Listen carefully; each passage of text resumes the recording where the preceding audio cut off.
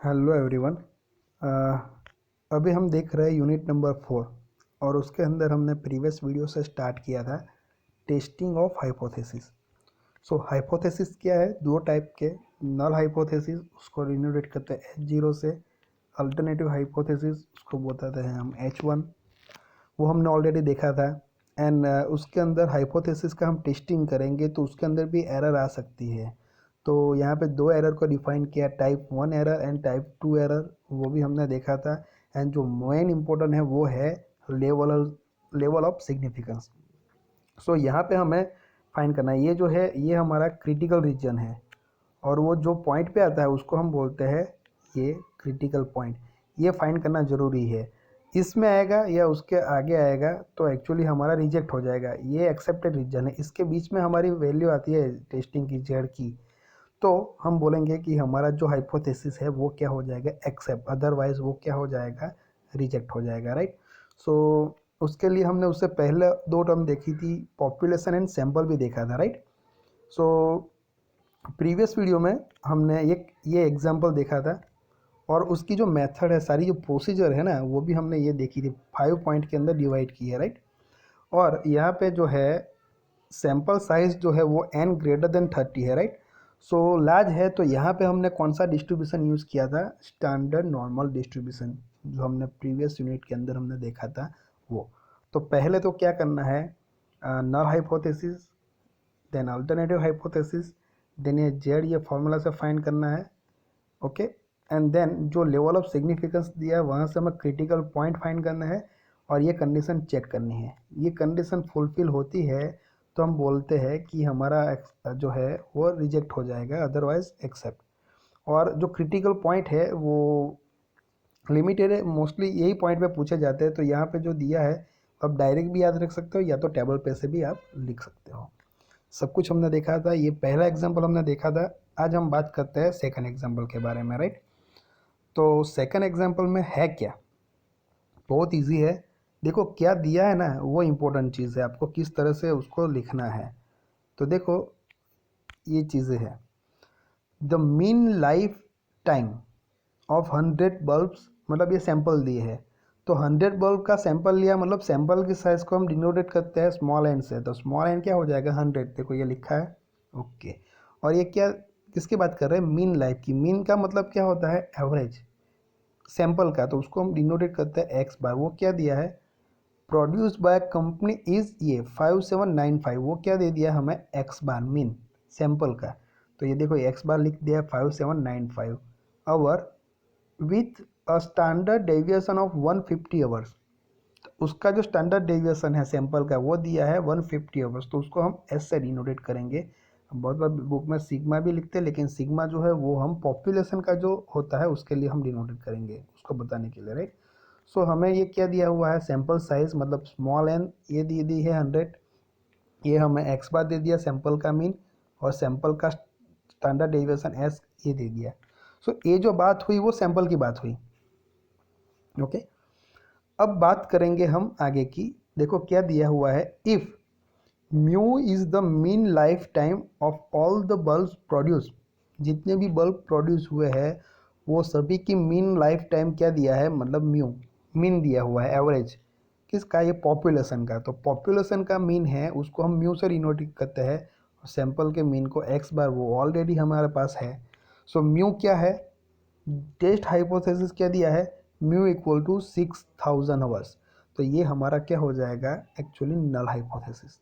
So null hypothesis H0 equal to हम क्या लिखेंगे, म्यू इक्वल टू 6000। तो ये नल हाइपोथेसिस हमारा सेट हो गया, ओके। अब किसके अगेंस्ट में टेस्ट करना है, against mu is not equal to 6000 hours. So actually ये म्यू इक्वल टू 6000 हुआ तो हम डायरेक्ट भी लिख सकते हैं, उसका अल्टरनेटिव क्या है, ये म्यू नॉट इक्वल टू 6000। सो ये नॉट इक्वल टू दिया है तो क्या हो जाएगा, डबल साइडेड, डबल टेल हो जाएगा, राइट। अब लेस देन या ग्रेटर देन यहाँ पे आता है अल्टरनेटिव हाइपोथेसिस में, तो वो सिंगल साइडेड हो जाता है। तो ये याद रखना है, जब सिंगल साइडेड हो जाता है तो हम जेड अल्फा ही फाइंड करेंगे क्रिटिकल पॉइंट में, प्लस माइनस, राइट। लेकिन जब ये डबल साइडेड आता है तो जेड अल्फा बाई 2 करना पड़ेगा, पता चला, ओके। मैं आपको बताता हूँ बाद में जब आएगा तब। एंड क्या दिया है 5% ऑफ लेवल ऑफ सिग्निफिकेंस। तो लेवल ऑफ सिग्निफिकेंस को हम डिनोटेट करते हैं अल्फ़ा। अल्फ़ा कितना दिया है 5%, तो हम लिख सकते हैं 0.05 लिख सकते हैं। तो देखो ये अल्फ़ा इक्वल टू क्या लिख दिया है 0.05। गेटिंग। चलो तो इतना तो दे दिया है। सो ये null hypothesis and alternative hypothesis हमने सेट कर दिया और ये यहाँ से पता लगा कि ये डबल साइडेड है, राइट, नॉट इक्वल टू दिया है इसीलिए। सो अभी ये सैंपल की size, mean and standard deviation हमें पता है एंड म्यू भी हमें पता है, पॉपुलेशन का मीन क्या है। सो हम ये जो टेस्ट स्टेटिस्टिक है वो कंप्लीट कर देते हैं। सो वो कैसे करेंगे, ये फॉर्मूला है हमारे पास z equal to X bar minus mu divide by sigma by root N. So sigma को हमें s बोला है तो s लिख दो यहाँ पे, राइट। तो ये सारी वैल्यू ये इक्वेशन में एंटर करो तो हमारा ये z जो है वो मिल जाएगा क्या, -13.67। गेटिंग। चलो तो ये हो गया। अब क्या करते हैं हम, अल्फ़ा इक्वल टू क्या दिया है लेवल ऑफ सिग्निफिकेंस 0.05। तो हम क्या करेंगे अभी अल्फ़ा बाई 2 करेंगे। क्यों, क्योंकि यहाँ पे क्या है डबल साइड है, क्योंकि डबल साइड में जो ये शेप आता है बेल साइज का इस टाइप का आता है, राइट। सो यहाँ पे भी आपका एक रिजेक्शन रीजन होगा, यहाँ पे भी होगा। ये जो पॉइंट है ये उसको हम बोलेंगे जेड अल्फ़ा बाई 2 और ये Z minus alpha by 2, right. तो ये माइनस जेड अल्फ़ा बाई 2 हो जाएगा। ये जो रीजन है टोटल हमारा अल्फ़ा दिया है तो ये आधा अल्फ़ा बाई 2 हो जाएगा और ये अल्फ़ा बाई 2, यानी इसीलिए ये अल्फ़ा बाई 2 फाइंड किया है। तो अब हम क्या देखेंगे जेड अल्फ़ा बाई 2। अब इनकी जो वैल्यू है स्टैंडर्ड नॉर्मल डिस्ट्रीब्यूशन के टेबल पे से भी हम लिख सकते हैं, या तो मैंने बताया 5% या 1%, उसमें डबल या सिंगल, मतलब 4 वैल्यू याद रखनी है तो आप आराम से याद रख सकते हो। तो जेड अल्फ़ा बाई 2 क्या आएगा, देखो यहाँ पे लिखा है, ये इसमें सारी वैल्यू लिखी है, आप अलग करके लिख सकते हो बुक में और आराम से आप पढ़ सकते हो। सो अल्फ़ा बाई 2 मतलब 0.025। ये इनके लिए क्या दिया हुआ है, देखो ये हमारा देखना वन साइडेड है या डबल साइडेड। तो वन साइडेड के लिए जो ये वैल्यू आएगी, लेकिन डबल साइडेड है तो उसके लिए कौन सी वैल्यू आती है हमारी, ये -1.96 ऑन 1.96। ओके। तो जेड अल्फ़ा बाई 2 1.96 और माइनस है तो -1.96 पता चला। सो देखो यहाँ पे लिख दिया है Z alpha by 2 equal to 1.96। Thus the critical values are, दो वैल्यू मिल गए critical value, minus Z alpha by 2 and Z alpha by 2, ये दो। अब देखो हमें करना क्या है, ये कंडीशन हमें देखनी है तीनों, उसमें से कौन सी देखेंगे। यहाँ पे नॉट इक्वल है तो हम ये थर्ड देखेंगे, mu's not equal to mu 0। तो यहाँ पे हमारा जेड के आंसर क्या है, माइनस है ना। तो मैं लिखता हूँ -13 पॉइंट क्या है 67। ये हमारा क्या है जेड अल्फ़ा बाई 2 ना। ओके। ये अब हमारा जो जेड आया, सॉरी ये जेड आया ना, ओके, उसको थोड़ा साइड पे लिख देते हैं, -13.67, ये जेड अल्फ़ा बाई 2। ये भी लिख देता हूँ माइनस, सॉरी ये क्या आ गया हमारा जेड आ गया, राइट। अब देखो जेड अल्फ़ा बाई 2, तो ये माइनस में है ना, तो हम ये देखेंगे लेफ्ट साइड का क्रिटिकल पॉइंट, मतलब ये कंडीशन देखेंगे ये। तो यहाँ पे ये कितना है -1.96 आया, राइट। सो ये क्या है माइनस जेड अल्फ़ा बाई 2। अब हमारी कंडीशन कौन सी है वो देखो, रिजेक्शन होने की। ये Z less than minus Z alpha, मतलब ये होना चाहिए, तो क्या हो जाएगा रिजेक्ट हो जाएगा, राइट, हमारा जो भी है हाइपोथेसिस। तो देखो यहाँ पे ये -13 पॉइंट है ना और ये -1.96 है, राइट। सो ये जो टर्म है वो इसके कंपेयर में तो लेस ही है, तो लेस देन आएगा। तो कंडीशन सेटिस्फाइड हो गई है हमारी, तो हम बोल सकते हैं कि जो भी हाइपोथेसिस है वो क्या है रिजेक्ट हो गया, राइट। सो ये रिजेक्शन होल दिया है हमें, पता चला इमीडिएटली, तो ये रिजेक्ट हो गया। सिंपल सी बात है। आप उस पे से भी आप फाइंड कर सकते हो, ग्राफ पे से भी, ये इस तरह से भी आप कर सकते हो। ये हमारा क्रिटिकल पॉइंट है माइनस जेड अल्फ़ा बाई 2, जो भी वैल्यू आई -10 की, ये सारा रिजेक्शन एरिया है ना ये पूरा, ये तो ये इस साइड पे आएगी तो वो रिजेक्ट ही होने वाला है। सिर्फ ये रिजेक्शन एरिया है डबल साइडेड में, इतने में आती है तभी हमारा एक्सेप्ट होता है, समझ में आए। तो आप यहाँ से भी आप डिसाइड कर सकते हो। चलो तो हम अभी आगे का एक एग्जांपल और है वो हम देखेंगे इस वीडियो में। नेक्स्ट वीडियो में हम उसके आगे के जो टॉपिक है वो देख लेंगे। क्या दिया हुआ है,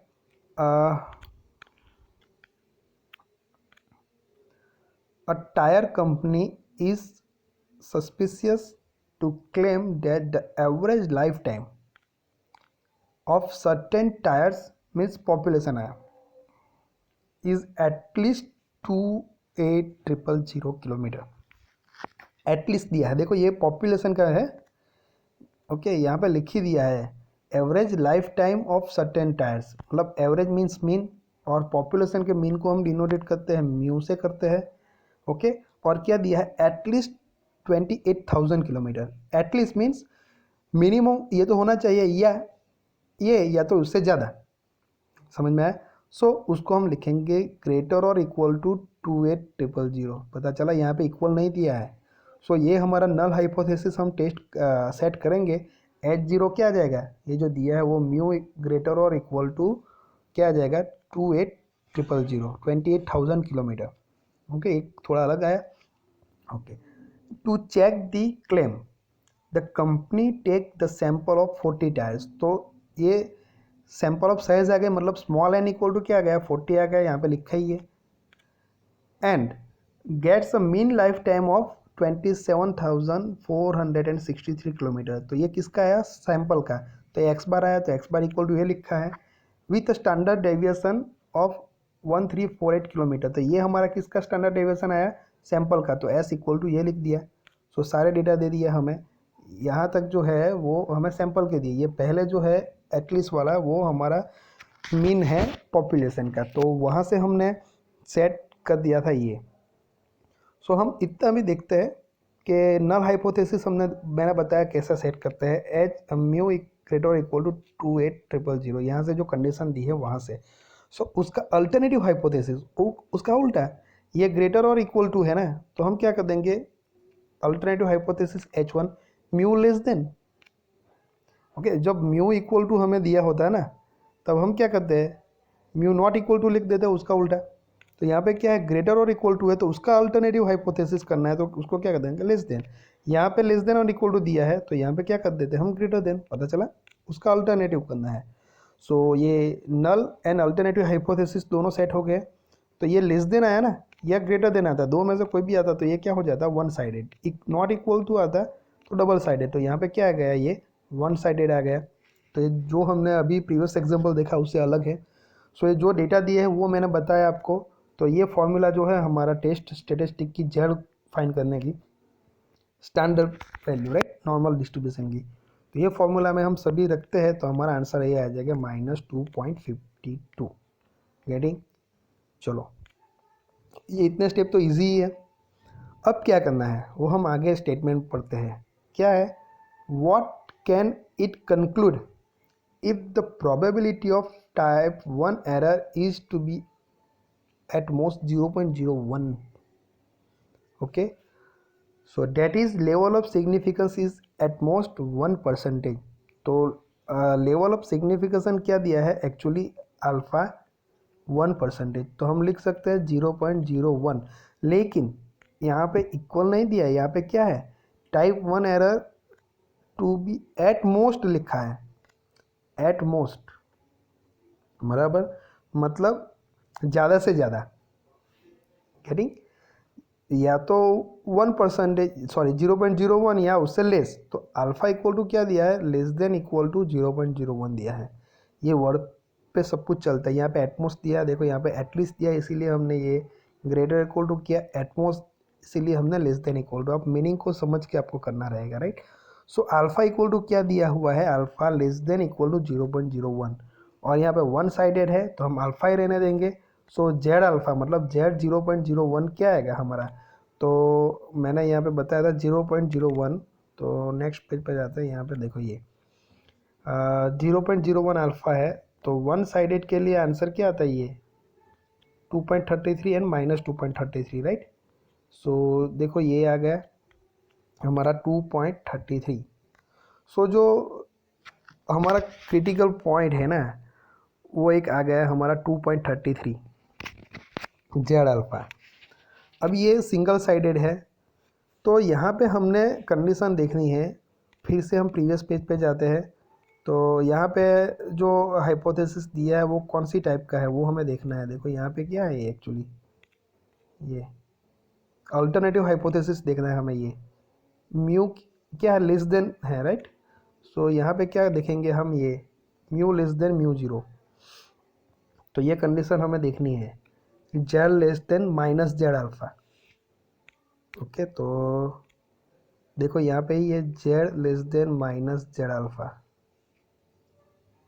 तो ये जेड कितना है हमारा अभी, -2.52 आया। ये लेस देन माइनस करना है, राइट। तो ये क्या आएगा,